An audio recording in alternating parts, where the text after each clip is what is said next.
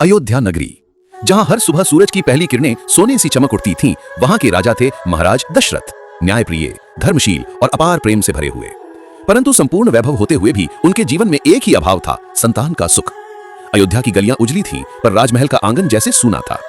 दशरथ के मन में एक अधूरापन था, एक मौन पीड़ा, जिसे वे केवल अपनी रानियों कौशल्या, कैकेयी और सुमित्रा के सामने ही व्यक्त कर पाते थे। तीनों माताएं एक ही इच्छा रखती थीं, एक ऐसा पुत्र जो न सिर्फ उनके कुल का उजाला बने, बल्कि समस्त संसार का कल्याण करे।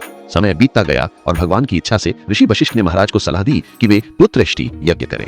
यह ऐसा यज्ञ था जो स्वयं देवताओं को पृथ्वी पर उतरने के लिए प्रेरित करता था। और फिर अयोध्या के तट पर लगा वह दिव्य यज्ञ, जिसमें सामवेद की मंत्र गूंज, अग्नि की ऊंची लपटें और देवताओं की छिपी हुई छटाएं एक ही स्थान पर एकत्र हो गईं।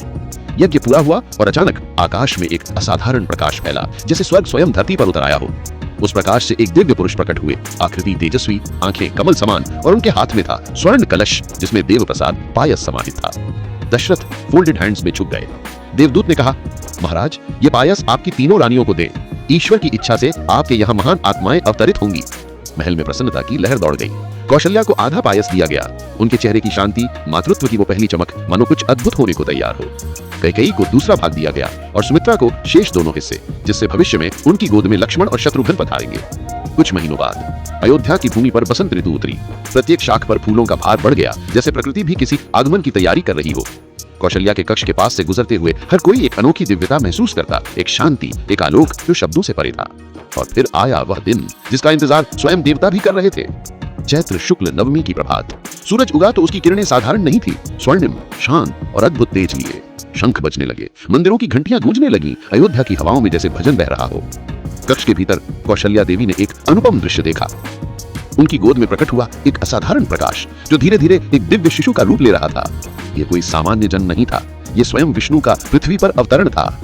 शिशु के शरीर से एक हल्की नीली आभा निकल रही थी। उनके लोटस लाइक मुख पर दिव्य मुस्कान थी। कौशल्या ने हाथ जोड़कर कहा, प्रभु, आप स्वयं आए हैं। और उसी क्षण महल के बाहर आसमान पर असंख्य देवताओं ने पुष्प वृष्टि की। आकाश में एक मधुर ध्वनि गूंज उठी, जय श्री राम, जय श्री राम।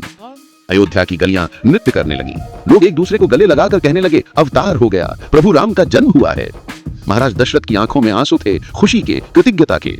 उन्होंने कौशल्या की गोद में उस दिव्य शिशु को देखा और उनकी आत्मा ने कहा, ये मेरे पुत्र नहीं, स्वयं धर्म का रूप हैं।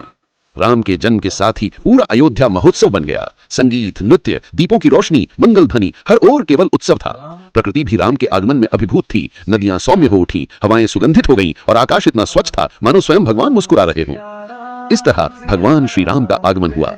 धरती पर धर्म, आदर्श और मर्यादा का प्रकाश फैलाने वाला वह क्षण जिसने इतिहास की दिशा बदल दी। ये केवल एक जन्म नहीं था, बल्कि एक वचन था, एक संदेश था कि जब जब अधर्म बढ़ेगा, प्रकाश रूपी राम अवतरित होंगे। आपका एक एक लाइक और कमेंट हमें श्री राम की लीला और आगे सुनाने की प्रेरणा देता है। अगर आप अगले भाग के लिए उत्साहित हैं तो कमेंट में लिखना ना भूलें। जय श्री राम।